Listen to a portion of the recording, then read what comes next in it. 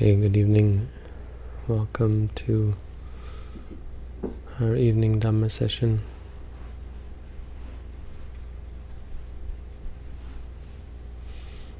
We have a full house here, I think. Good to see.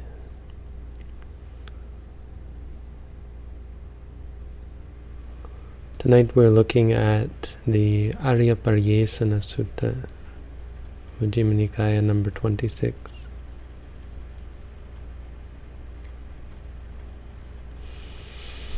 So there's some Dhamma in this sutta, of course. There's some, I think, fairly useful and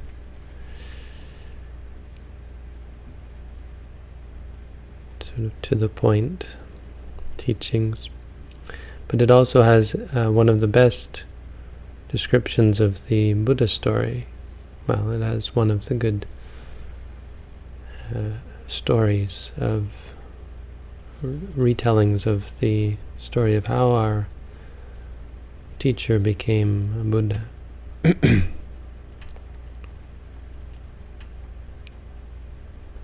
Ariyapariyesana means, pariyesana is seeking or looking for, right? Arya is noble. Arya probably meant victorious or something like that. I'm assuming it does actually come from the word Ari, which means enemy. Arya means one who conquers one's enemies. Actually, I'm not sure about that. That's how they describe it, but where it actually comes from, I'm not sure. Anyway, the word Arya is an ancient Sanskrit word.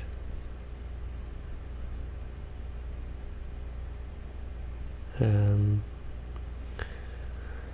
the Buddha co-opted it because it was in vogue in his time to use it to mean the upper class. Right? The idea is that it came from outside of India. There were these conquering types who came and massacred and, well, maybe not massacred, but came and took over the Indus Valley. And they called themselves the Aryas. Eventually they became the upper class, the Brahmins and the nobles.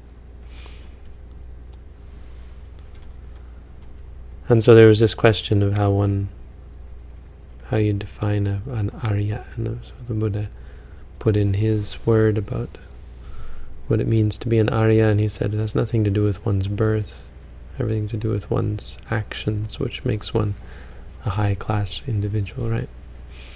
Sort of this famous, iconic teaching of the Buddha.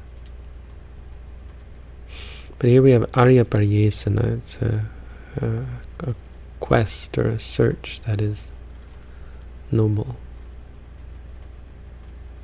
And I think that well sums up sort of the question that we pose in Buddhism and in spirituality in general, is what are we looking for? What is the meaning of life? What is the goal of life, right? We're trying to understand what we should strive for. So the sutta starts with a bunch of monks sitting around talking, and the Buddha comes in and asks them, what are you talking about? And they say, oh, we're talking about you, actually. We're talking about the Blessed One. And the Buddha says, oh, very good. Considers that that's a proper topic because the story of the Buddha is something valuable.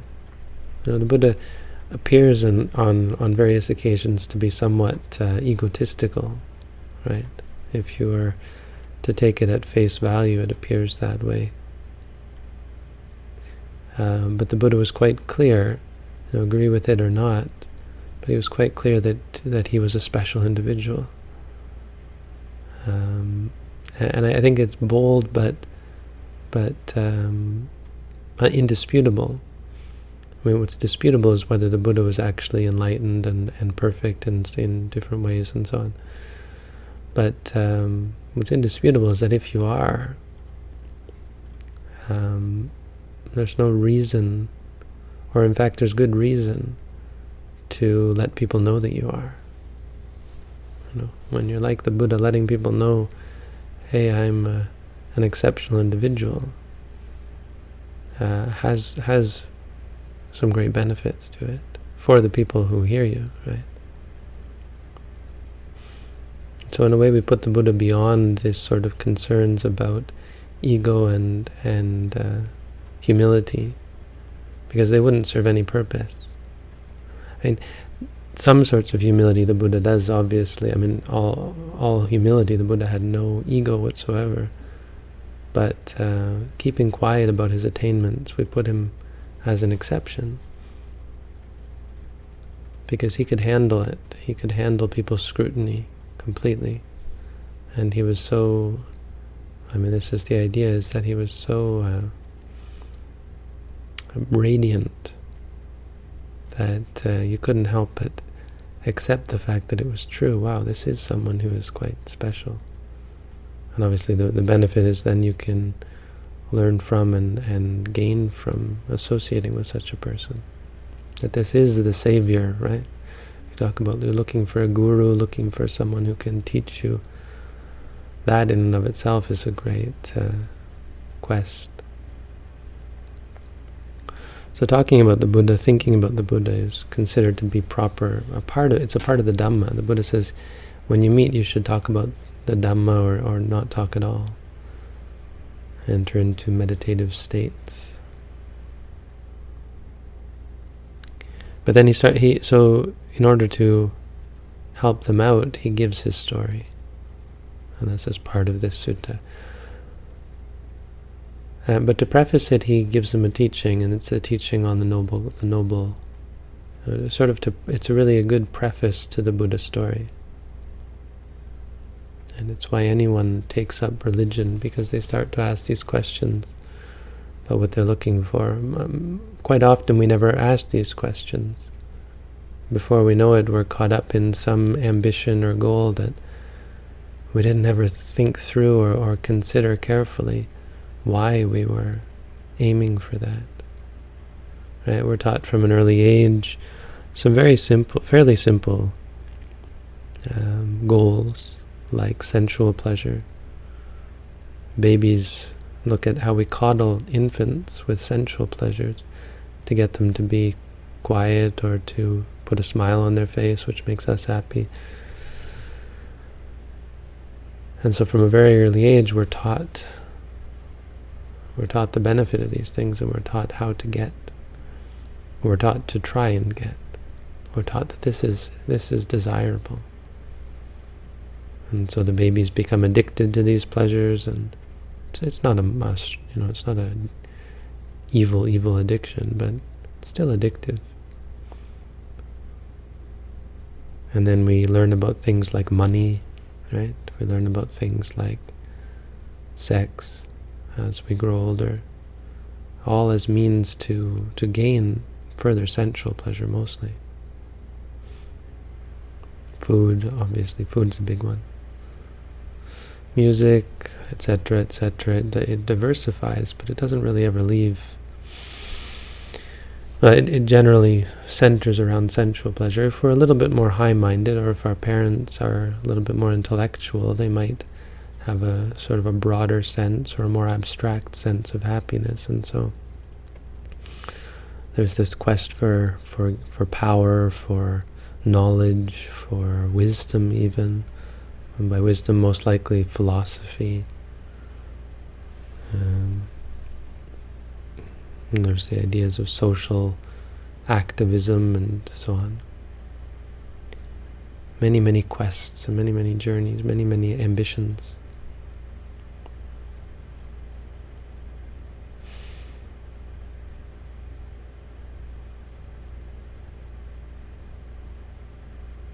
Often we don't get beyond the most simple ones, like food, sensual pleasure and money or ambition.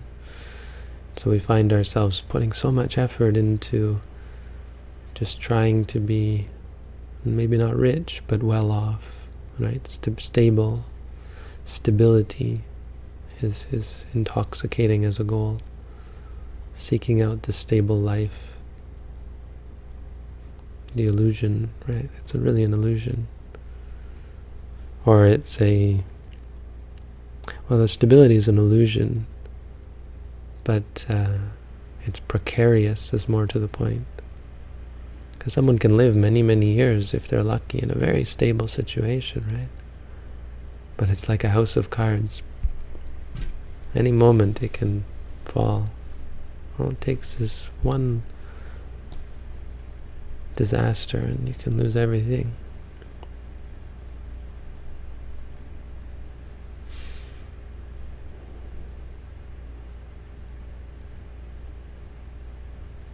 But sometimes we do go beyond that and we're seeking for social justice or other things like fame or power or so on. But even that, then we get caught up in what turns out to really be delusion, because we're trying to change the world or we're trying to become something. And you still can't escape this question, why? More importantly, and the Buddha puts it in a much better way, he says, you've got a problem. You've got several problems. What are our problems? Our problems are birth. Birth meaning rebirth, we'll be born again. Old age, sickness, death. Old age, sickness, death, easy to understand, easier than rebirth or birth, but this is really what we understand set the Buddha going, right? This realization that all those things that I thought of as valid goals become invalid because I'm going to get old, sick, and die. And in the face of old age, sickness, and death, they're all meaningless. All those lies I was taught about the right way, the right search, the right ambition turn out to be wrong, turn out to be deluded, ignorant, worthless, meaningless. Because I'm going to get old, sick, and die just because of that, right?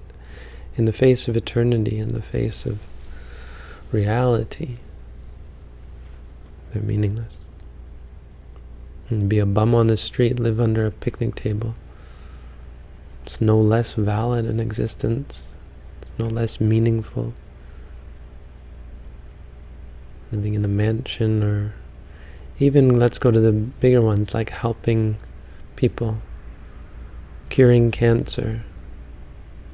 Curing cancer in the face of reality doesn't actually mean anything.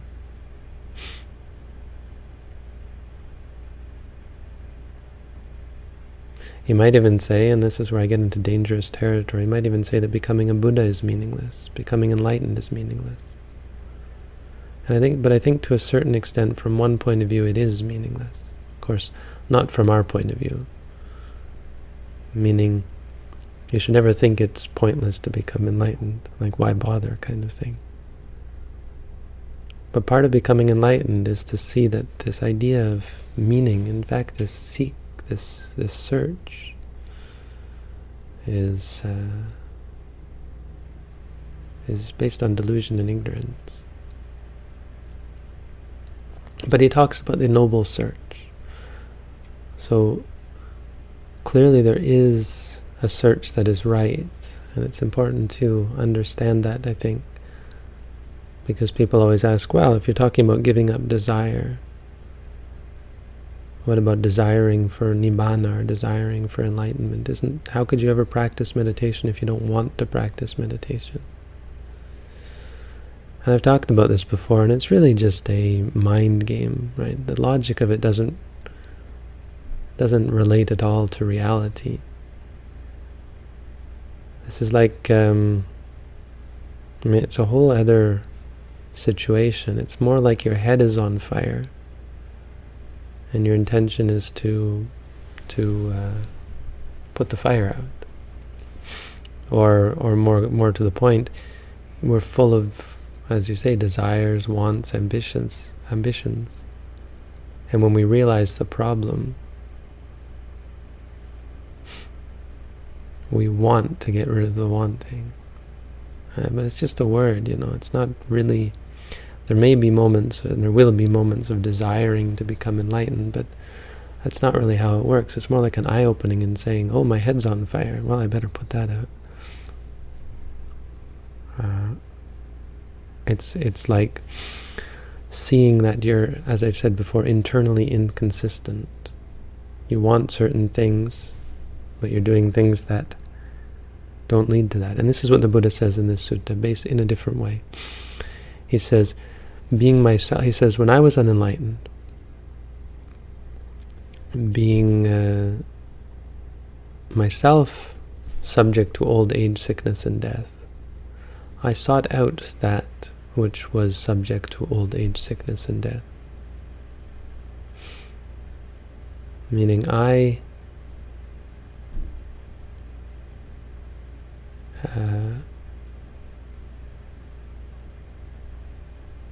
had this catalyst or this source that could lead to my suffering.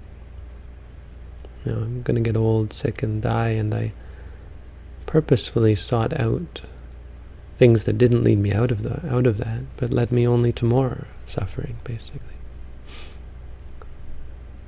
Myself being subject to suffering, I sought out that which was caught up in suffering. And he lists a bunch of things: a wife and children, servants, goats and chickens, elephants, gold and silver, etc., etc. All sorts of possessions, all sorts of acquisitions, a stable life, and so on. All to ward off suffering and to bring about happiness. And yet these things that I sought out did not, could not, can never bring about happiness, because they're subject to old age, sickness, death, sorrow, lamentation, despair, impermanence, really, change, loss. You go through all of this, get all of this, the life, the house and family and money and even power, wealth, whatever. You go through it, and in the end you're just old, sick, dying. Maybe you lived a good life, maybe not, but it's over. That's it. And then it starts all over again. You forget it all and come right back and do it again.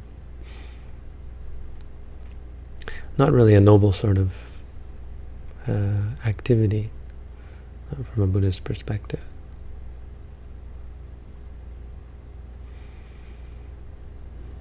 So he taught the noble search. And this is, again, this clear fork in the road, or this what's the word, like the perpendicularity, the opposite nature of the Buddhist path and the way of the world. It's hard to become inclined towards seeking out freedom from suffering, because it goes very much against wanting. How can you want something that goes against wanting? The only way is when you see that wanting is causing you suffering. And actually this is very much what our practice is about on a day-to-day, moment-to-moment basis. people talk about letting go. We had this question of someone having trouble letting go, which is, it's a common thing to say, but it's indicative of a misunderstanding of what it means to let go, because you can't struggle to let go. The path to freedom from suffering has nothing to do with wanting. You can't want to be free from suffering. You can only see that wanting this, wanting that is a cause of suffering, and thereby let it go. That's the reason why we let go.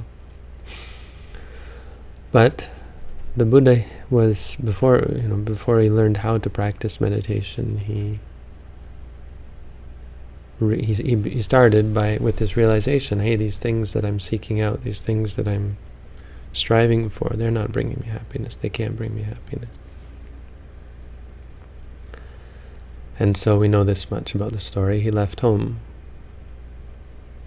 When I was still young, black-haired young man, endowed with the blessing of youth, though my mother and father wished otherwise and wept with tearful faces, I shaved off my hair and beard, put on the yellow robe, and went forth from the home life into homelessness.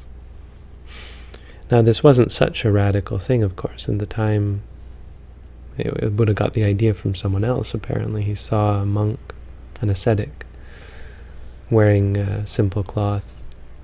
I guess it was a tradition to wear orange, but it was probably more that was the kind of a simple dye, I don't know. But wearing a toga, much like this, I think this is probably similar to how they wore it, though I have no idea. Just a guess, no evidence.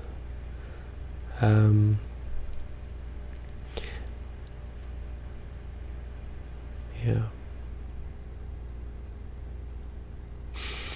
And so what did he do? He went forth and he sought out a teacher. He sought out someone who could teach him this way. And again, this is why we consider thinking about the Buddha as such a good thing, because he was a very special sort of teacher. The Buddha, of course, didn't find a good teacher. He found two teachers who were, well, actually, as it goes, quite good teachers. Alarakalama and Uddaka Ramaputta. Alara was a teacher in his own right, or a practitioner in his own right, and he practiced what we now call samatha meditation, some sort of practice that led him all the way to the base of nothingness. Nati kinchi. It will lead to the formless Brahma realms, which we were just talking about last night in our Abhidhamma study. If you practice certain types of jhana based on these things like nothingness, take nothingness as your object. It comes in a progression. Your mind is contemplating infinite space, and then, or an infinite object, and then infinite space, and then infinite consciousness, and then take away the consciousness, and there's nothing, and then contemplation of nothingness. Emptiness. This is, you hear a lot about emptiness, and I think it's just for many people they confuse emptiness with nothingness. Of course, for others it's a philosophical thing, but this experience that people have of this profound nothingness is just this, what the Buddha talks about. And the Buddha was not very impressed, even though having learned it all, he was able to master it in a very short time. He came back to Alara and he said, is this it? And he described his experience in Alara and said, oh yes, now you are equal to me. Come, teach my students with me, we will be equals. And he said, I'm sorry, this isn't freedom from suffering. I know where this leads. And I guess there was a sense that he kind of remembered his past lives, because he knew somehow that this only leads to the Brahma realms. Because of course he'd practiced this life after life. But I think it was sort of at least a sense from coming from past lives that he knew that this didn't lead. And it's quite profound for him to realize that, but logically, Because what you have to understand about mindfulness is it's a categorically different sort of meditation. There's no reason why trance meditation should lead to enlightenment. You can talk about it, you can fudge it, you can talk about how when your mind is very calm, the defilements go away, or something like that, but going into a trance doesn't teach you anything about suffering. It doesn't change the way we look at the things that we cling to. It gives us a contrast, which is useful. Hey, this is better than that. But it doesn't tell you that all of those things we cling to are wrong. In fact, you can cling to jhana. You can cling to it and say, boy, I like that state I was in, and so on, and want it more, and so on. You can even become egotistical about it. So he left and he went to Uddaka Ramaputta, and Uddaka taught something that Rama, his teacher, had taught him. That was the practice that leads to the realm of neither perception nor non-perception, which is one level higher than nothingness. Some state where you're not even really percipient, or you're not even really aware. You can't say that you are aware, you can't say that you're not. There's some very, very subtle awareness. It's like the state of, like a pilot light. The fire has gone out, but there's still something. Very subtle state. It's about as subtle as it gets. But he said, is this it? He said, oh yes, wow, you're even better than me, because he hadn't even mastered it. Rama had, but Uddaka Ramaputta had not. So he said, here, you take over as teacher. Teach these people, teach them how to gain this. And he said, I'm sorry, but this is also not the path that leads to enlightenment. This again only leads to some high Brahma realm. Which is interesting, because if you read like the Upanishads, it's all about enlightenment is oneness with Brahma. And I think that makes very clear that that Buddhism is distinct. Buddhist enlightenment is distinct from all this talk about becoming one with the universe, one with God, one with etc., etc. Nirvana is not becoming one with everything, which is I think many years ago when I looked it up in the dictionary, that's what the dictionary said. Nibbana is like putting out a fire.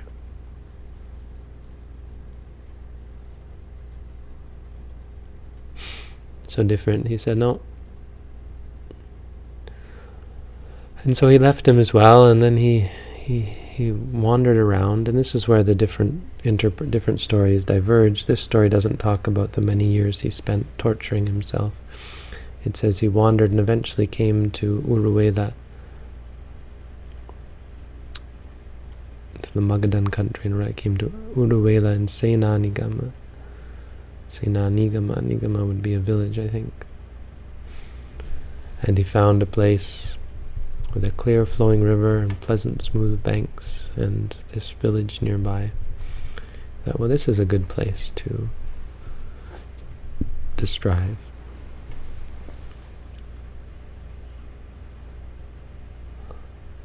And he sat down under the Bodhi tree, and, well, long story short, he became enlightened. I be myself subject to old age, sickness, and death. I attained the security. I attained to that which was not subject to old age, sickness, and death, which is Nibbana. Nibbana is something that is not subject or not subject to change, not subject to impermanence. It's unshakable. And it shouldn't be hard to understand. It's unshakable because it doesn't arise. Nibbana is the state of non-arising. It's where the mind enters into complete peace. Hard to fathom. I think it's hard to be too excited about it either, because obviously it's totally counter to our ideas of getting this and getting that. But when someone has realized Nibbana, their whole nature changes. It changes you, because suddenly you've seen true peace. and you can't deny that it's categorically superior to any other kind of happiness. Sorry, I forgot to turn this on. I don't know if you guys could actually hear me out there. Sorry about that. So in brief, he attained Nibbana.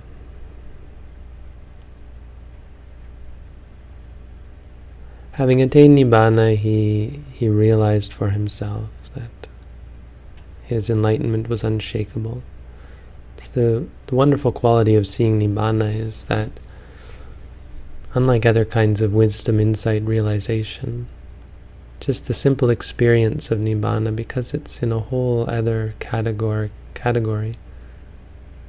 it's of a whole other nature than anything else, it changes you irrevocably, unshakably. And he knew that this was his last birth. There will be no renewal of being. So the Buddha had not only seen Nibbana, he had attained to what we call, Saupadhisesa Nibbana. I mean, he had become free from all defilements.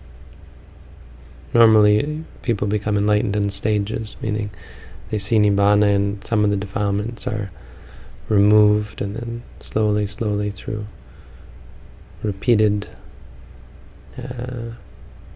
experience, the mind becomes increasingly subtle, increasingly in tune with peace, until eventually defilements are vanquished entirely. But the Buddha, all at once, became free from defilements very quickly.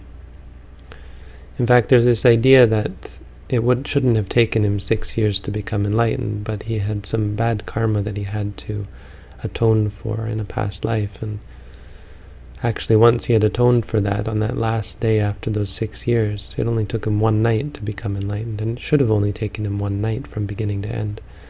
But those 6 years were because he had insulted an enlightened being and said they were torturing themselves. They were some kind of silly person some kind of wrong-headed individual who tortures themselves. And so his mind was corrupt still in that way, and so he had to work through that bad karma. His mind, I guess, wasn't corrupt, but that corrupt mind led him to, to this misunderstanding. There was a corruption, the misunderstanding that he had to torture himself.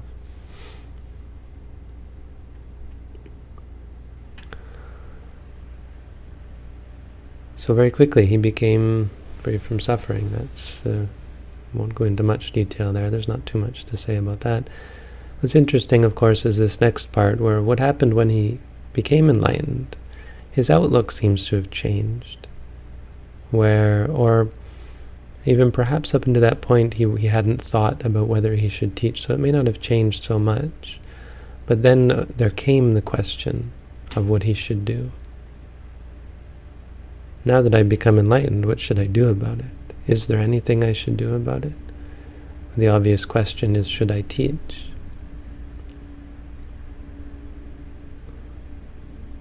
And he thought to himself, these people aren't interested in this. People don't want this. People aren't looking for this. Isn't that bizarre? No, people aren't looking for Buddhism. That's what he said to himself. People aren't looking for the truth. They're looking for this thing that we've now come to value so greatly. I think you could make an argument that if Buddhism hadn't been found in the world, you might sort of feel the same as the Buddha here. Of course, now once we've learned that meditation exists and enlightenment exists, it's interesting for people. It's something that people are inclined to study and practice. But can you imagine if there wasn't any idea about this way? At best, people go for God or Brahma Look at all the other religions out there. I mean, Buddhism is categorically different. It bears repeating. This practice is very much different from all those other ways. He said, enough with teaching the Dhamma that even I found hard to reach, for it will never be perceived by those who live in lust and hate. He spoke in verse, apparently. Those died in lust, died means their minds are colored, are like wearing rose-colored glasses. Wrapped in darkness, will never discern this abstruse Dhamma, which goes against the worldly stream, subtle, deep, and difficult to see. Let's look at that, goes against the stream. Patisotagaming nipunang. Pati means against, sota is the stream, gaming is goes. Patisotagaming nipunang is sublime, I think. Abstruse, whatever that means, subtle. Gambirang dudasang anung. It is deep, hard to see, dudasa. Ragarata na dakati. Those who delight in passion will not see it. Tamokandena avutta. Wrapped up in a mass of darkness. I'm not quite sure. So the Buddha thinks he's not going to teach. He gets the idea that it would be worthless, meaningless, it would be troublesome. He uses the word vihingsa. Vihingsa sanyi. I perceived the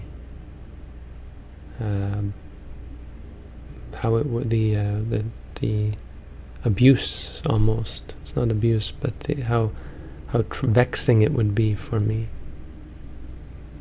to teach. It would just be a bother, What a bother it would be to teach. And he decided not to teach.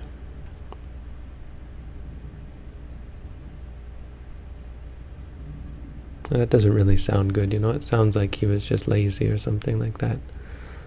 But it's more of a question of, why would you teach? It is a good question. Why help another person? Why do it?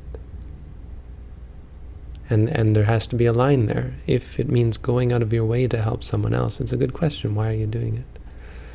I think there's clearly room, and it's not always necessary, but there certainly is room, logically, to help someone who asks you to teach. And so that's what happens.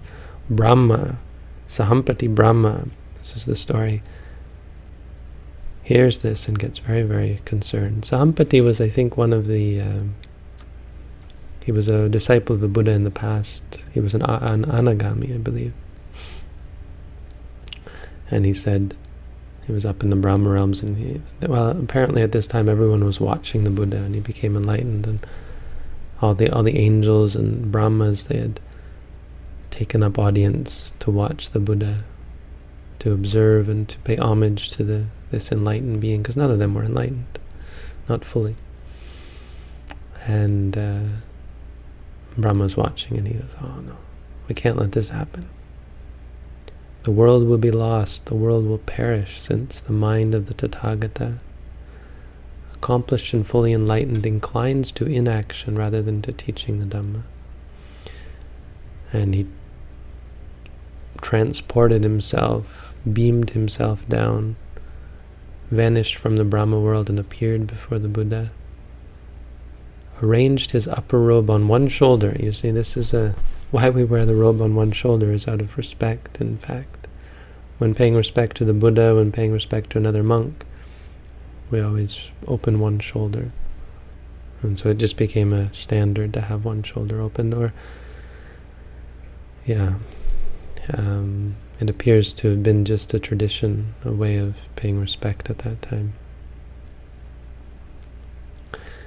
And he bowed down before the Buddha and he said, let the Blessed One teach. And he gave some verses. It's quite a beautiful verse. He says, "In Magadha until now there have been impure teachings devised by those still stained. Open the doors to the deathless. Let them hear the Dhamma that the stainless one has found." It's quite a good translation. "Just as one who stands on a mountain peak can see below the people all around, so, O wise one, all-seeing sage, ascend to the palace of the Dhamma. Go up into your mountain palace and look out on the balcony. Let the sorrowless one survey this human breed, engulfed in sorrow, overcome by birth and old age. Look at these people, wretched individuals who are suffering. Gaze upon them. Arise, victorious hero, caravan leader, debtless one. Debtless one, you don't need to help anyone. But do it, please. Wander in the world. Let the Blessed One teach the Dhamma. There will be those who understand." And this is really the important line, apparently, because the Buddha then does a survey. He listened to the Brahma's pleading, and out of compassion for beings. Well, let's take a look then. And he looked and he saw 4 types of people. Well, he doesn't explicitly say that, but he saw beings with little dust in their eyes and with much dust in their eyes. I mean, delusion. It's a metaphor for delusion. With keen faculties and dull faculties. With good qualities and with bad qualities. This is in his mind's eye, considering, or perhaps even somehow with extrasensory perception, encompassing the minds of others. Easy to teach and hard to teach, and some who dwell seeing fear and blame in the other world. And then he gives this simile of 4 types of lotus. Some types of lotus grow up and stay underwater. They grow there. If you know anything about lotuses, some of them are quite beautiful, but they just do nothing. They stay in the water. Some go up to the water's surface. Some grow and... Oh no, this isn't the 4. He said it elsewhere, but here he's only got 3. And some rise above the water.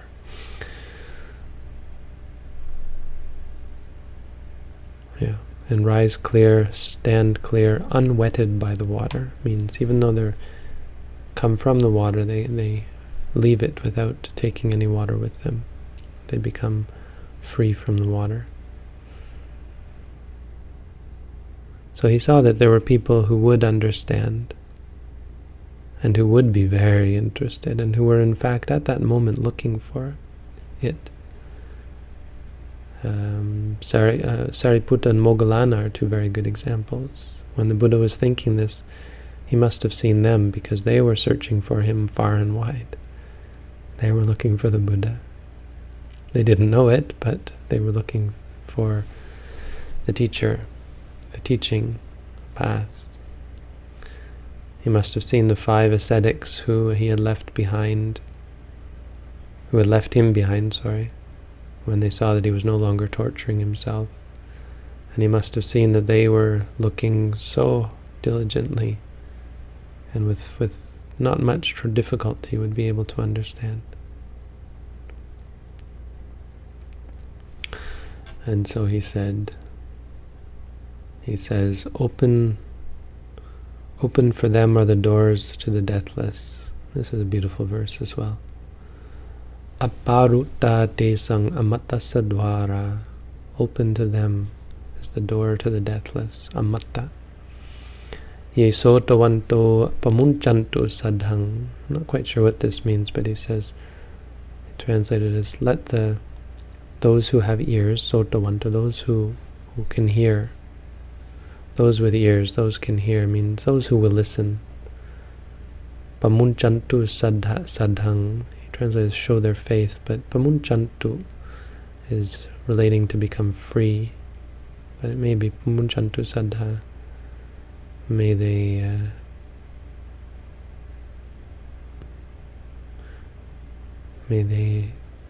find what they're looking for, right? This doubt about which way to go, let them become free from that, so that they may be confident that they're in the right path.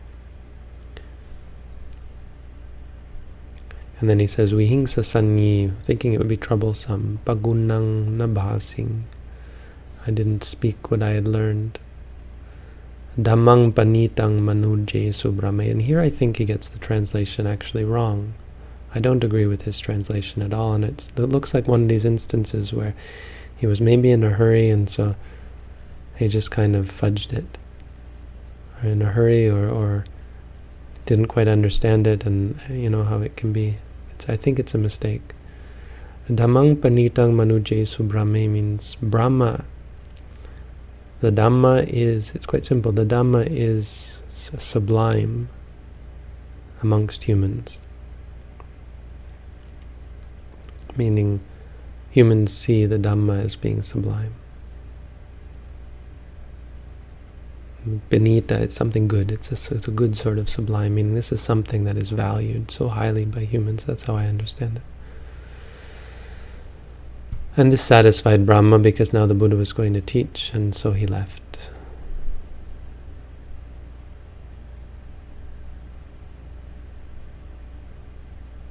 I don't know, I'm going to stop there. I'm going to quickly go through the rest because I don't want to get too much. And then so he went and taught the 5 ascetics. First he met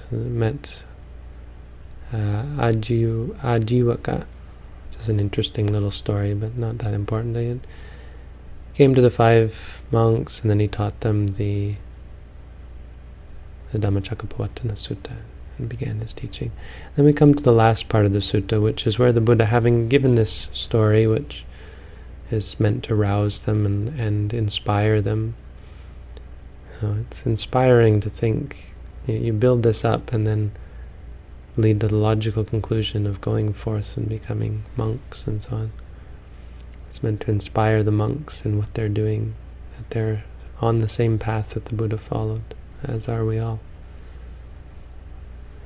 And then, having inspired them, he gets down to business and he talks about sensual pleasure. Let's cut to the chase, get to the point. There are the 5 chords of sensual pleasure.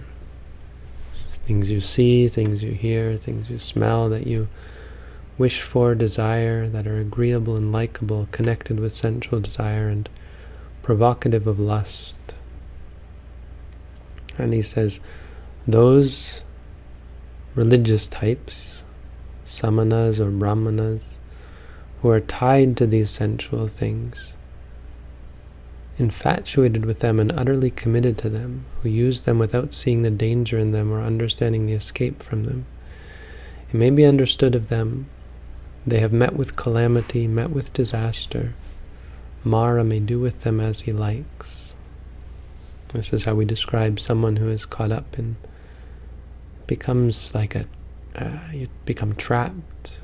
It builds up and you just don't know how to get out of it. It's like a wild animal who doesn't want to be trapped, wants to be free, wants to be happy, and finds itself caught up in the hunter's trap. This is the simile the Buddha gives. The allegory, I think it's called.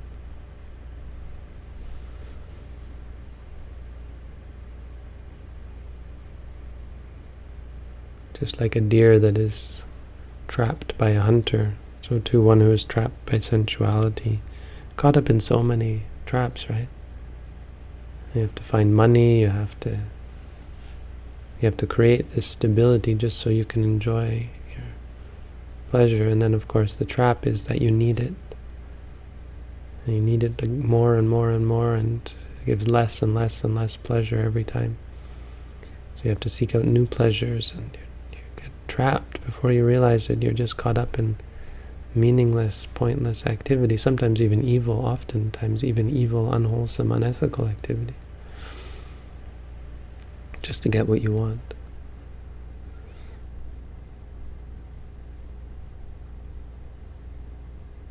Trapped. Can't go anywhere, can't become anything. Life's not in any way impressive or valuable or meaningful. Just caught up in meaningless things. That's the idea. And then the other example is, suppose there is a deer that is not free, that is not caught up. A wild deer, free to roam as it will. There's something romantic about this idea of living in the wild without any, how caught up people are in their needs just to get by, just to get food and shelter and so on. So it's not like deer have an easy life. In fact, it could be a terrible, awful, hard life, but in Canada anyway, but in warmer climates perhaps. For a time, the idea is just of being free and not having to answer to anyone. In the same way, a person who is not caught up in sensuality, this is what they're like. So we talk about freedom and happiness and peace, and the Buddha's pinpointing the problem. You can't be at peace even you live off in the forest like a deer. If you're still caught up in desire, you can never be happy, even in the most peaceful setting, even in the happiest setting. But a person who is not tied down to sensuality can be happy anywhere, in any situation.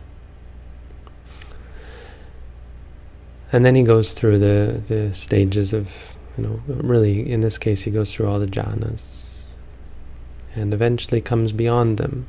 And he talks about how enlightenment is beyond the jhanas.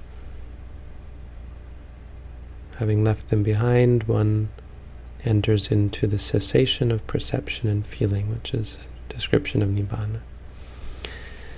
And this is where the taints are destroyed, and one is said to have gone beyond the range of Mara. So in the case of the jhanas, in the case of ordinary meditation, even in the case of insight meditation, one is said to have blindfolded Mara.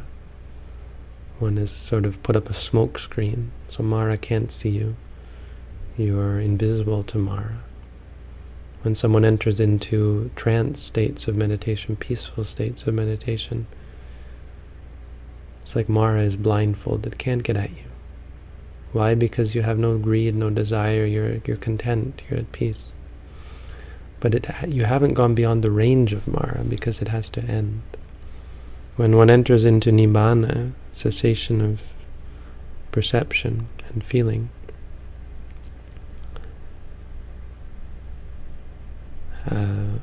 one has gone beyond the realm of Mara, because it changes one. This is the idea.